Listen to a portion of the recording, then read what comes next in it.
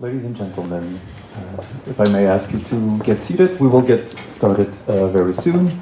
My name is Martin Michelot. I am the Director of Research at the Evropa Institute for European Policy. Thank you for being with us today at this European House. We are holding an event called the City Talk, which is part of the Prague European Summit.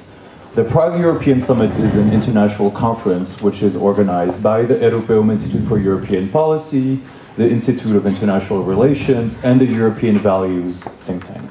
So right now, up in the Lobkowicz Palace, there are about 400 officials and experts on European Union issues who are debating the issue, the European Union in a times of crisis, better together. And the idea of having a city talk like this today is to be able to bring this expertise, to bring these ideas to all the people in Prague. And this is why we're extremely happy to be here today with Krzysztof Bolesta, with Vasilis and Tusas, to discuss the issue of the future of the Schengen cooperation.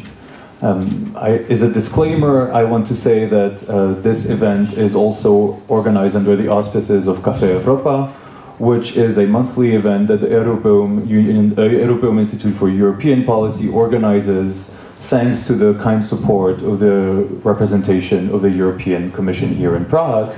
And for all of you who are Czech speakers, and I say Czech speakers, we will have our next event in September. But without further ado, I want to get right into the topic of our discussion today, the future of Schengen cooperation, because this has been one of the most hot topics of 2015 and of 2016. There are a few crises that have stumbled upon the European Union and that have kind of questioned the fundamentals of Schengen cooperation. And when we think of Schengen cooperation, what immediately comes to our minds? It's the open borders. And the open borders have been troubled by the refugee crisis, which I do not need to tell you anything about. They have also been troubled by the terrorist attacks in Paris, in Brussels, and Ankara, when we discovered that a majority of the terrorists had used these open borders and had even used the refugee flows to enter the European Union. And then when we talk about whether open borders are still a thing for us today, and as a young person, I have to say that they still very much are relevant to us, there's also a set of economic issues which need to be debated. And so we're going to try to talk today with our two speakers about these two aspects of Schengen cooperation, whether simply we still want Schengen as it is today, or whether, as ex-French President Nicolas Sarkozy has said, we need a Schengen 2.0, and what are the tenets of this Schengen 2.0. So in order to have these discussions today, I'm very happy to have Vasilis and Tusas, who is the International Relations Policy Advisor at the Foundation for European Progressive Studies, and Krzysztof Bolesta, who is the Director of Research at Politica Insight. Thank you very much for joining us today. And I will start with you, Vasilis. As your name indicates, you are Greek. And I don't think that was a surprise to anyone. And your country is at the forefront of this external border of Schengen, which has been at the heart of all the discussions that we've had today. It's been the welcoming country for all the asylum seekers that have arrived on the Greek shores. And in your position in Brussels, you will also be able to tell us a bit about the political dynamics in Brussels between the member states that have been agitating this question of the future of Schengen. So Vasilis, the floor is yours, please. Thank you, Michael, and thank you very much to Europeum for the kind invitation. Thank you to the Prague Summit for including such an open event. I think it's interesting that in addition to the more closed, more executive meetings, we have an event like this. So thank you for the opportunity. It's a pleasure to be here, and thank you all for coming. Now, yes, I am Greek. It's an undeniable fact.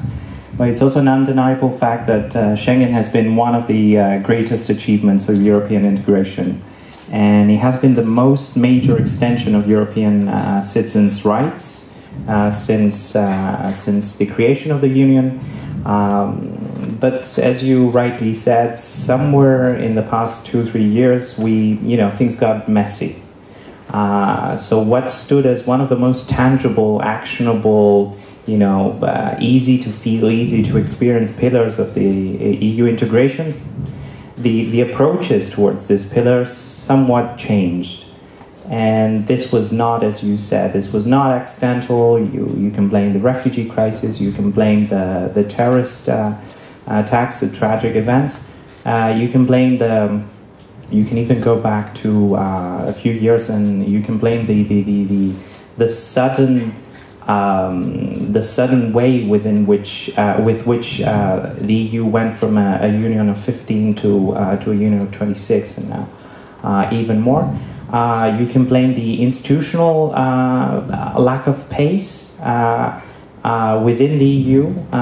You can blame the cultural differences that perhaps many people, because there was a focus on the common market, many people chose to ignore. In the past, you can blame many things, but things got messy. So we're now finding in a position where there's a lot of bickering at European level, especially in Brussels, and between Brussels and national capitals, between national parties within specific European states, between specific member states. So in a way, the refugee crisis is not the first crisis that has happened in Europe in the past 10 years, or the most acute one. But what I think has been very important about it is that he has exposed the deficiencies or the lack of solidarity at European level in the most acute way. In 2015, Greece was the epitome of a frontline member state in terms of the Schengen Agreement. Out of the 1 million plus people that came through Europe, Greece, the Greek border, which you can say it's the most porous border out of all the external borders of the EU, received more than 868,000 within the course of a year. I think that number itself can say a lot about why the crisis has been, the refugee flows that have come through Greece have been dealt with in the way that they have been dealt. I mean, the sheer size and intensity of the crisis, the sheer number of people, the fact that they came not just from one country, but such a wide variety of countries, that they came so suddenly, or perhaps not so suddenly, but Europe was not very quick to act. And in any case, last year, especially during the summer, they came in such great numbers. Is the background which explains why perhaps this is a sentiment that you guys feel here, why Greece hasn't been able to cope with the refugee flows on par, with the European standards, with the European acquis and the Schengen acquis, which is very, very interesting. Greece is a country that is probably the only country that has a memorandum still in the EU. We're still very much suffering from the economic crisis. It's not over, despite the headlines, or despite the fact that the refugee crisis has taken the position on the front pages of the newspapers. It's still a country that is suffering. It's a country that has lost 25% of its GDP in the past 6 years, and there is no end. There is no light at the end of the tunnel. If you go to Greece now, you'll find people not realizing that after all these cuts, after all this austerity, was still suffering, and there's no end to this. There's no foreseeable end. So despite the fact that the country had, it was in closer proximity to the wars and the instability in neighboring countries, despite the fact that it has such large-scale arrivals of asylum seekers, despite the fact that it was the country that felt, in my opinion, the repercussions of the fragmentation of the patchwork approach within the Schengen zone, and despite the fact that the crisis has not abated, I think has done a semi-good job at receiving these people. Not perfect, but not horrible. it's a country that I can tell you did not have the infrastructure for this, and I think that the sheer number, the sheer scale of the crisis can indicate that even surplus countries, even countries with amazingly better infrastructure, money, funding for this, and so on and so forth, they couldn't have dealt with these numbers in the way that we all collectively would have wanted. But because of the scale and the intensity, I think he has done a semi-good job. All right, a semi-good job. Semi-good job. This is I would give it a 5.5. A 5.5. Yeah. All right. So we can tweet that. All right. Yes, it's tweetable. It's absolutely tweetable. All right. A semi-good job for Greece. Thank you, Vasilis, for your opening remarks. Krzysztof, the floor is yours. Maybe you can tell us a bit on. We discussed this before, the economic repercussions of Schengen. I mean, there's been lots of tensions at the heart of the European project, and Schengen is at the heart of the European project, and especially the free circulation of goods, the free circulation of services, of people, which really underpins the European project. And this is a question that is especially important for Central Europe, who actually happens to be one of the strongest proponents of keeping Schengen as it is, because this free circulation is what underpins, I believe, from my personal perspective, the prosperity of the region. So how do you perceive, the potential consequences of these tensions on the economic front? Thank you. Yes, as for us in Poland, and I think for Central and Eastern Europe, like all European Union, brought two things. One is freedom, and one is money, basically. And when Schengen is collapsing, we immediately feel that some of the freedoms are lost, because we feel a bit endangered. We feel that we want to close down our borders, because then it's like immediate feeling that you want to close down your door and hide in your house. And this immediately affects the economy. As you rightly pointed out, internal market is basically what European Union is all about, and the four freedoms. And if Schengen is affected in some shape or form, then okay, maybe exchange of services will be affected slightly, but not too much. Flow of capital today is it's not a physical thing, so it will continue to circulate. But people and goods, these two freedoms will be affected a lot. Imagine that every day in Europe, in the Schengen area, 1.7 billion people move across borders to work every day. So if there's no Schengen, they will be stuck at borders for some time, because they will still be probably traveling, but there will be delays. And this is, of course, economic cost.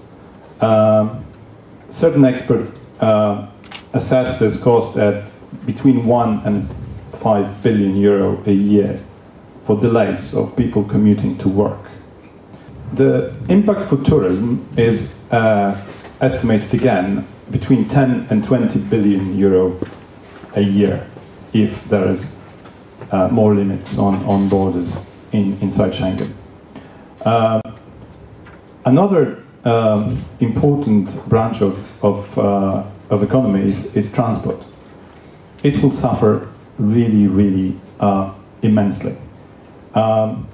We, at my think tank, we estimated cost for Polish transport sector, and we calculated that for one border, just delays at the border, controls, everything, it will cost you between 100 million euro a year to 700 million euro a year per one border. So if a truck goes from Poland to Czech Republic, that's the cost. But if it goes to Portugal, then you have to multiply it by the number of borders it will have to cross. And I've seen two papers assessing the GDP impact on the non-Schengen, so to speak. And it was a French study, one of the two was a French study ordered by the French government, and it estimates the cost of non-Schengen by 2025 to be 100 billion euro. And there's a German study, Bertelsmann study, this cost is calculated even higher, between almost 500 billion to 1.5 trillion euro by 2025 as well. So the economic cost of non-Schengen is huge. And you know, today we have an economic crisis still raging across Europe. Many countries are still edging growth around 1% per year. If Schengen collapses, then this will be a huge blow, and we'll have another crisis, economic crisis, on our hands. And considering that many industries, after European Union got settled after the Big Bang enlargement, we have, take a car industry where you have a car that has engine from Poland, alloy parts from Germany, electronics from Czech Republic. It's, if you have barriers to trade as in non-Schengen, this creates delays, this creates costs, it's a mess. Let me take this from provocatively, admittedly, from the Czech side. And I would tell you, our country is doing very well. Our unemployment rate is very low. Our unemployment rate is very low. Our GDP and our growth are consistent and very strong. How much can this actually hurt us? And where do you kind of place the balance between the potential economic losses, but also the potential, increase in the security that you feel? How does, for example, the Polish government, or how do you yourself view that? Because I think right now we're kind of in this tension point between willing to take losses, but also wanting to increase our own security. Yeah, as I said at the beginning, I think that's a natural feeling, that people are afraid because something wrong is happening around the world, and we want to lock our borders.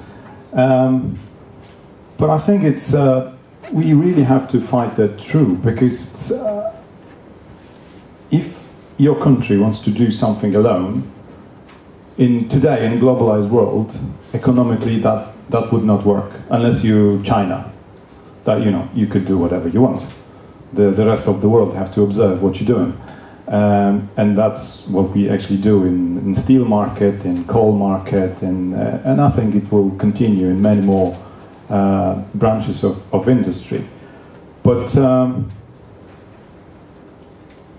of course I understand the arguments of the politicians who drum up always the nationalist kind of rhetoric that we could do it, we'll be fine because our economy is growing strong. But the thing is that it's growing strong because of the old cooperation going on, which people do not see. Like, I don't care if I buy something, I don't care if it says EU, manufactured in EU, I don't know where it was manufactured. I'm sure it probably wasn't in Poland. Part was manufactured there was part in another country. So, of course, people want to believe that the country is strong and can perform alone, but it's simply not true. And I think that at least in Poland, when we entered the EU, as I said, there was two things: freedom and money. Security was something else. Security is always for NATO to take care of. So for us, European Union was about money and about freedoms to move, to actually go abroad without a passport, be again member of European family. But security, that was always something else. So I think that today this feeling that Schengen is falling apart, we don't feel too much attached to Schengen because it's the security part, and we don't feel that this is for the European Union to take care of. So for me, that is the main flaw in this facilities. Look, I mean, correct me if I'm wrong, but I think a crucial component of Schengen and the EU as well, or joining, the willingness behind joining the EU was not just, freedom to travel around and, or just the money. It was also to become a member of another family, just to look, instead of looking eastward, to look westward, to give your country another direction, right? So no, I agree, but yeah. you take it for granted. Of course. After 1 year, I've always been there. Of course. But from that point, I just made that, and you clearly and very convincingly stated all the economic arguments in favor of Schengen. But I would also like to focus on the political arguments in favor of Schengen. As I said, it was a pillar. It has been a pillar of EU integration. Perhaps if you ask around, and it's good that we get so many young people here, that's the one thing that if you take away from them, that's the one thing that perhaps it will cost them the most. Because young people, they like to travel, they go on Erasmus, they go here, there, and it's a new reality. And perhaps some of you, you guys haven't lived to see what it was like beforehand. So that intangible change in the attitude of Europeans, how they see even the simple task of crossing from Luxembourg to France, or from France going to Belgium, that sort of reality has been the biggest success of EU integration. And that political standpoint, and this is a political standpoint from which Schengen needs to be defended from. Because at the end of the day, Schengen does represent a lot in terms of, of money, as you said. But, and I'm going to make a bridge now to what is happening in the UK, I feel that what is missing, parenthetically, I feel that what is missing sometimes about the way the UK referendum is being discussed as the UK is that symbolic political value of the EU, The debate is always about economics. It's about what we have to stand, or what we have to gain, what we have to lose. But it's also about being part of a larger family. It's part of being something greater than our narrowly defined national interests, our narrowly defined leadership, our narrowly defined set of values, if you want. So, just going back to your initial question about Schengen, I think what has been missing is this issue of solidarity. True, the refugee crisis, the terrorist attacks have created this dilemma, you said.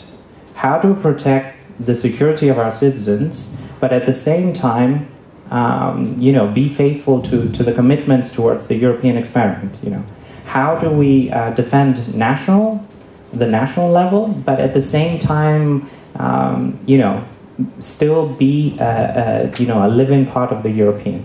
I think it's a fair dilemma, especially when it comes to security, because the refugee crisis, despite the fact that we all, if we sit us down in a table, no single person, very few people will say, oh, let's treat the refugees in an inhumane way. Let's put them in detention centers, or kill them, or do inhumane things to them. I think most of what I would like to call a European set of values implies a humane, decent way of dealing with these people. But nonetheless, the intensity of the crisis meant that a lot of them came within a short period of time. From a government perspective, I can understand why that creates a dilemma between security and treating them in a way of how I would like to see a European way, European standard. But I still don't think that the migration flows as they took place, even in 2015 with the huge skyrocketing boom in the numbers, I don't think that they justified the reinstatement of border controls. Regardless of what Europe has done or has not done well, regardless of what Greece has done or has not done well, regardless of what even Hungary has done or has not done well, there has been an exploitation of this dilemma, which resulted in a severe lack of solidarity, and I'm going to stand by that point. Because I spent basically 8 years working for Europe and 8 years in the Polish administration. So I exactly know the arguments of both sides. And the thing is that there was always this game between national politicians and Brussels. Brussels say, you know, we're going to introduce some new policy, and then Brussels say, okay, you could blame it on us, you know, you could blame it on us, and then you go to Warsaw and say, this is the European Commission. I'm sorry, my hands are tied. I couldn't do anything. And this happened over and over again for so many years that it just blew in our faces, because no one ever in capitals across Europe defended Europe, because it was always the bad guy. And you know, our politicians agreed to that, and the Commission agreed to that, to play that role. But now they have no credibility whatsoever, because they always been a bit bad guy. So this is exactly what happens with Schengen.